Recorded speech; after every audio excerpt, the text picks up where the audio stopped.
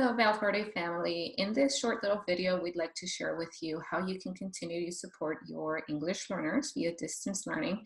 And even when we get back to school, whatever model we decide to adopt, these ideas still stand in the way in which we support our English learners. So the very first thing we'd like to share with you here is boosting. And when we talk about boosting, we're specifically talking about boosting the instruction during synchronous life learning time. And so when you have those kiddos, whether it's live Zoom or even just in person, whatever that would look like, it's very important that we provide all the very essential and necessary information for our students to understand our instruction. Modeling language and processes is very, very important, and answer any important questions that your students may have. So just maximize that time while you have them. Not just to answer the questions, but to provide and model instruction as best we can and as much as we can. The other point here is making ourselves available with virtual office hours if we continue a distance learning model. But it's also very important to have those student consultations, and not necessarily alone, especially if it's virtual hours or virtual session, but just making those personal connections with our students while we're with them. Just making sure that you reach out specifically to student 1, student 2, student 3, and clarifying any questions they may have, or even just checking in on them is very important. Some students are very shy, and what we're hearing is that a lot of kiddos are not even comfortable showing their face, turning on the camera, and that's to be respected. But just making it a point at some point during the week, maybe, making sure that you're making that connection. And so that is a leeway to the last one here. The last point here is providing the adequate supports and scaffolds through regular communication. And just one of the biggest things that we're seeing here too is just making sure that we are ensuring that we have connected with every single student at one point or another. Again, sometimes students may not have questions, but if they don't have questions, just to check in, and just that constant communication with our students and even with our families, that would be very, very helpful. With that, I'm going to go ahead and turn it over to Daniel. Thanks, Adriana.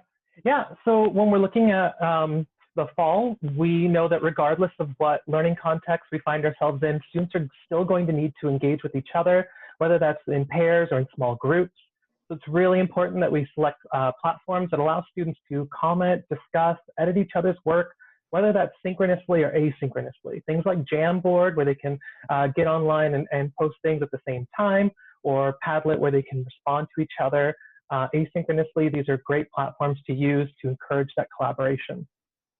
And then, of course, remember to include opportunities for students to provide feedback regarding their own learning experience, their own needs. Students, we want them to take initiative and be self-driven learners. And this is one way that we can encourage that, is by allowing them to really reflect on their own process and learning experience. Now we'll hear some more from Tina. Thank you, Daniel.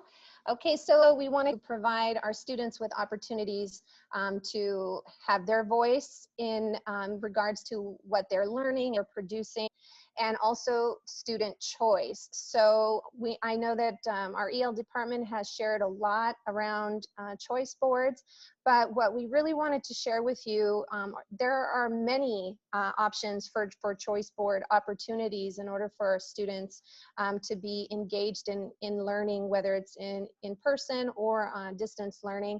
The whole idea behind student choice is to move the learning from a teacher-centered into more student-centered, where the students are going to be more engaged.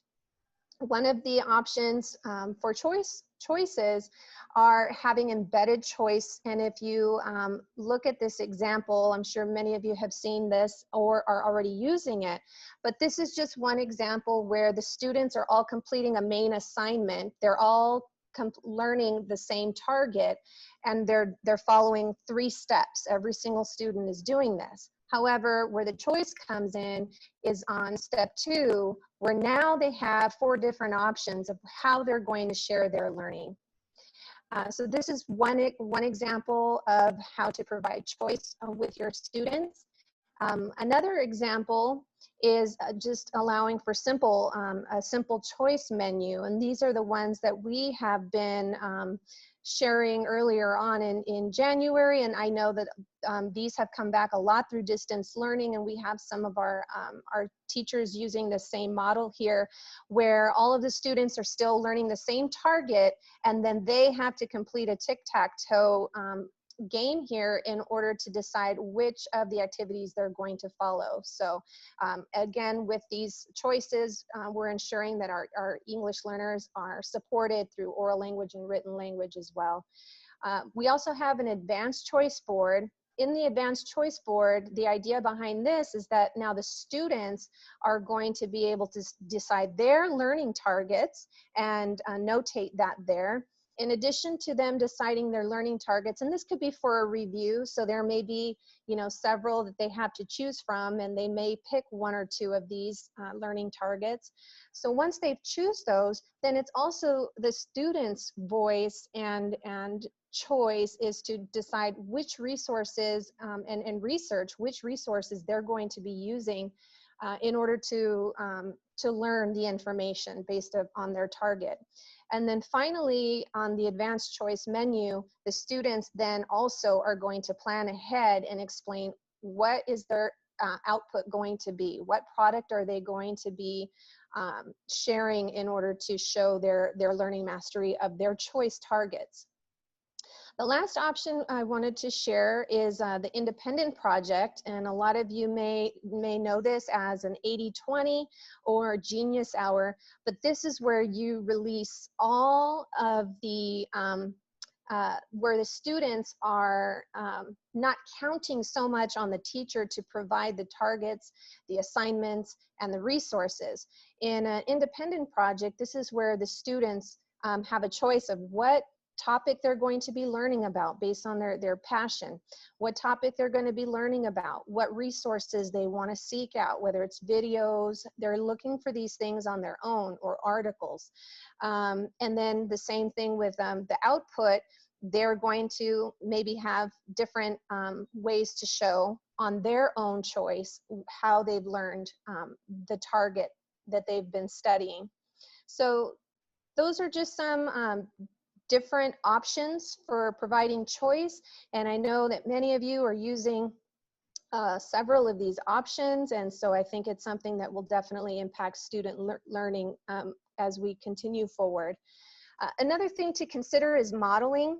You know, especially with distance learning, we've realized that we have to almost create videos and samples for everything that we're expecting our students to do, just to provide that clarity for our students. So I know a lot of teachers are using things like Screencastify, just being able to show a few examples before they then release the assignment to their students. So the last thing I wanted to mention here is to make sure that we're providing timely and meaningful feedback.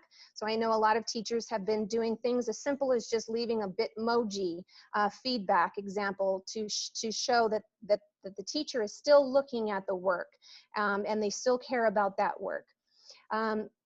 Moving forward to incorporating all language domains, as with everything, as if we know that we're providing activities for our students to read, write, listen, and speak, we know that we are helping our students practice all of the language domains. And so we just want to make sure that these options, whatever options you're utilizing for providing assignments to your students, that you keep these things in mind.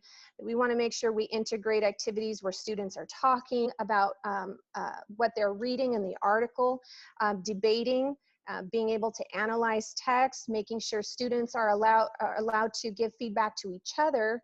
That's very, very powerful, and also helps the teacher a lot. And then finally, ways to post collaboratively written narratives, informational, explanatory texts, and arguments. So just being able to make sure the students are putting their work out there, they're responding to each other, they're commenting to each other and collaborating with each other. So hopefully these are some tips that you can keep in the back of your mind as you're planning for whatever our future holds. From the EL department to you, thank you so much for joining us. If we can help you in any way, please reach out. Bye.